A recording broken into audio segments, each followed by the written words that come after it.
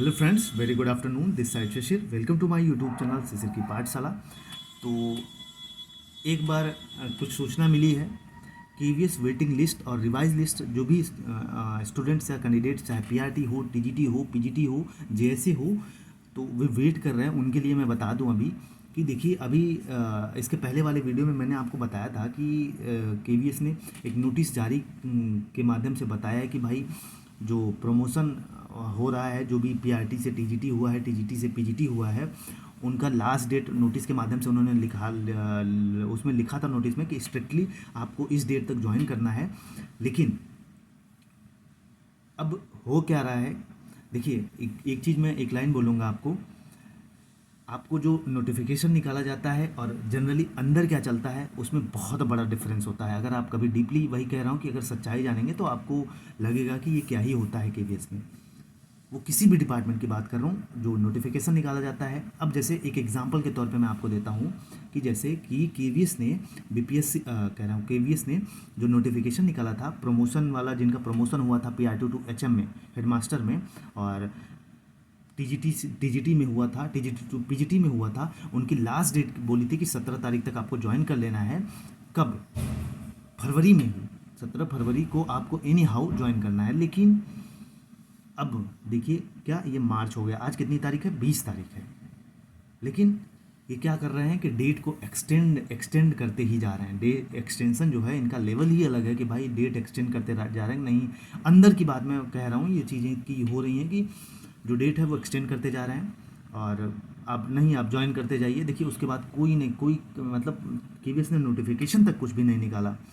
तो इनका जो ज्वाइनिंग प्रोसेस है वो डेट एक्सटेंड करके 1 हफ्ते का, फिर 10 दिन का, 5 दिन का, 6 दिन का, ऐसे एक्सटेंड कर कर करके ये पूरी चीज़ों को और बढ़ा रहे हैं, ये प्रोसेस को और बढ़ा रहे हैं। इनका मेन मकसद है कि इलेक्शन तक की, कहीं तक चीज़ों को ले जाया जाए और इलेक्शन के बाद फिर जो होगा वो देखा जाएगा। तो ये सारी चीज़ें थी जो मुझे न्यूज़ मिली, इन्फॉर्मेशन मिली, मुझे लगा शेयर करना चाहिए आप सभी के साथ। और एक चीज़ और ज़रूरी चीज़ मैं आपको बता दूं कि जो भी स्टूडेंट या कैंडिडेट्स, अपने भाई बहन जो भी इस वीडियो को देख रहे हैं, मैंने आप सभी को कहा था कि आप केवीएस में मेल करिए वेटिंग लिस्ट, कंबाइंड लिस्ट, चाहे पीआरटी म्यूजिक वाले हों, और कब तक आने की पॉसिबिलिटीज़ है, ये सारी चीज़ें आरटीआई के माध्यम से भी चीज़ों को बोला था मैंने। तो अगर किसी का रिप्लाई आया है या मेल का रिप्लाई आया है तो प्लीज़ आप लोग ज़रूर कमेंट में मेंशन करिएगा। हो सकता है आपकी वजह से कई स्टूडेंट्स के डाउट्स जो हैं, दिमाग में कन्फ्यूज़न है, वो सारी चीज़ें क्लियर हो जाएं। तो इसलिए मैं कह रहा हूँ कि अगर किसी को रिप्लाई आया है तो ज़रूर, अगर आप ये वीडियो देख रहे हो तो कमेंट में मेंशन करिएगा कि हाँ, मेरे पास रिप्लाई आया है हेडक्वार्टर की तरफ से। लेकिन अभी बता दूं तो अभी जो हेडक्वार्टर में काम चल रहा है भाई, वो एक्सटेंशन का ही काम चला जा रहा है। लो, तुम 10 दिन और लो और ज्वाइन करो, आराम से ज्वाइन करो, कोई बात नहीं, इलेक्शन तक ज्वाइन करो। लेकिन बाहर नोटिफिकेशन नहीं निकाला जा रहा है, अंदर से एक्सटेंशन दिया जा रहा है। ये सारी चीज़ें कहीं ना कहीं एक सही है या गलत है, कुछ कहना सही नहीं है, लेकिन ऐसा करना कहीं ना कहीं उचित नहीं है। एक चीज़ें कि आप जो कर रहे हैं वो चीज़ें सामने होनी चाहिए, कोई भी चीज़ फेयर वे में होनी चाहिए जो भी कर रहे हैं आप। बाकी क्या ही कहूँ अब।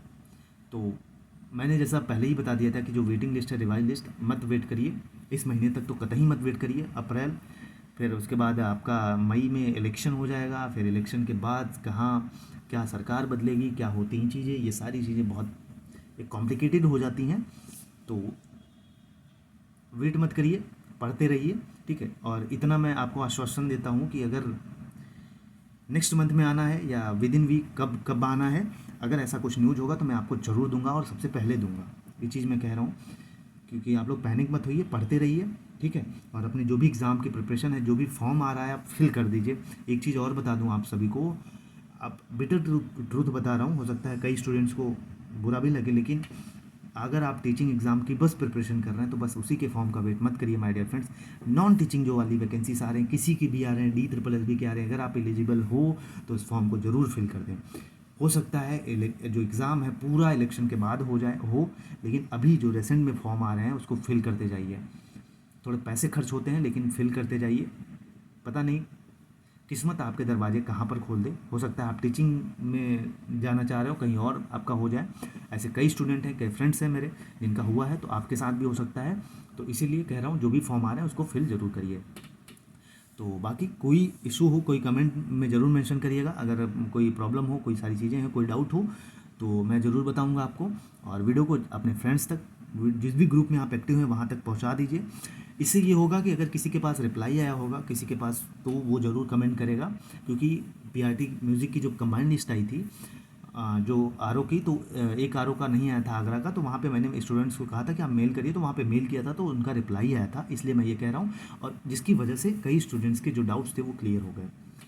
तो हो सकता है किसी एक की वजह से कई लोगों के जो दिमाग में डाउट्स हैं वो क्लियर हो जाए। मैंने किया है भाई, मेरा रिप्लाई ही नहीं आया। आरटीआई भी सोच रहा हूँ अब फिर से डाल देता हूँ एक बार कि क्या है कि वेटिंग लिस्ट आपका मतलब कब तक आ सकती है, या कुछ है, कंबाइंड लिस्ट क्यों नहीं दे रहे हैं आप, ये सारी चीज़ें उसमें पूछते हैं। तो ये सारी चीज़ें पूछने पे कुछ ना कुछ जवाब मिले वहाँ पे, लेकिन अभी ऐसा कुछ चल नहीं रहा है।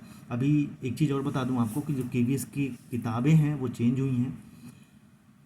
आई थिंक क्लास थर्ड की और क्लास सिक्स्थ की जो किताबें हैं वो चेंज हुई हैं। और फंडे की जो चीज़ें हैं वो थोड़ी सी एक्टिविटीज़ में चेंजेस हुए हैं। वो सारी चीज़ें अगर केवीएस की न्यू वैकेंसीज़ वगैरह आती हैं तो उन सब चीज़ों को मैं अपडेट करूँगा। ये आपके काम की नहीं है चीज़ें। तो बाकी पढ़ते रहिए। मेरी बस यही एडवाइस थी आपको कि जो नॉन टीचिंग की वैकेंसीज आ रही हैं अभी, जैसे DSSB में आया हुआ है, SSC वगैरह में आया हुआ है, या किसी और फील्ड में भी आया हुआ है, अगर आप एलिजिबल हो तो फॉर्म को फिल कर दीजिए। हो सकता है एग्ज़ाम इलेक्शन के बाद हो, लेकिन एग्ज़ाम तो होना ही है। क्योंकि पढ़ाई रुकनी नहीं चाहिए। इधर देखिए 2-3 महीने आप एकदम डिस्टर्ब हो जाएंगे, कई लोग पढ़ना छोड़ देंगे, कुछ भी कर देंगे, क्योंकि इलेक्शन है। तो इलेक्शन से हमारा कोई लेना देना नहीं है। लेना देना तो बहुत है, लेकिन अब इनडायरेक्ट वे में मेरा कहने का मतलब ये है कि आप पढ़ते रहिए। कंटिन्यूटी होनी चाहिए पढ़ाई में, कंसिस्टेंसी होनी चाहिए। अगर आप लगातार पढ़ते रहते हैं तो हो सकता है टीचिंग में ना हो, नॉन टीचिंग में ज़रूर हो जाए। और किसी भी अदर स्टेट के, जो अपने आसपास वाली स्टेट हैं, वहाँ के फॉर्म ज़रूर फिल करिए आप। क्योंकि आप पेपर की कंडीशन देख रहे हैं, यूपी में वैकेंसीज आ नहीं रही हैं। अदर स्टेट में जहाँ भी आ रही हैं, जहाँ भी मौका मिल रहा है, जैसे अभी बेस्ट अपॉर्चुनिटी है चंडीगढ़ जेबीटी का जो है एग्ज़ाम, वो 27 से 28 अप्रैल को होने वाला है। तो वो वाले स्टूडेंट जो भी हैं अपने तैयारी में लग जाइए मन से। दमनदीव की वैकेंसी आई थी, वहाँ पे जिन्होंने फिल किया था। DSSB में TGT की वैकेंसीज आई हैं। ऐसे ही बात करूँ तो BPSC में आई हैं वैकेंसीज, जिसका एग्ज़ाम देखिए क्या हो रहा है क्या नहीं हो रहा है, पेपर तो कैंसिल हो गया। तो ये सारी चीज़ें हैं। तो जिस भी स्टेट में, MP में, बिहार में, आपको झारखंड में ये सारी चीज़ें मिले तो वहाँ पे आप फॉर्म को ज़रूर फिल करिएगा, ठीक है। बाकी एक चीज़ कहूँगा, पढ़ते रहिए, कंसिस्टेंसी बनाए रखिए, अपनी पढ़ाई को मत छोड़िएगा। और इलेक्शन के बाद सारे एग्ज़ाम जो होंगे आप पढ़ते रहेंगे तो आप एग्ज़ाम ज़रूर देंगे, और आपका जो एक लेवल है वो बना रहेगा पढ़ाई का। नहीं तो 1-2 महीने छूटेगा तो फिर आपके लिए पढ़ना मुश्किल हो जाता है। तो ये चीज़ें थी KVS से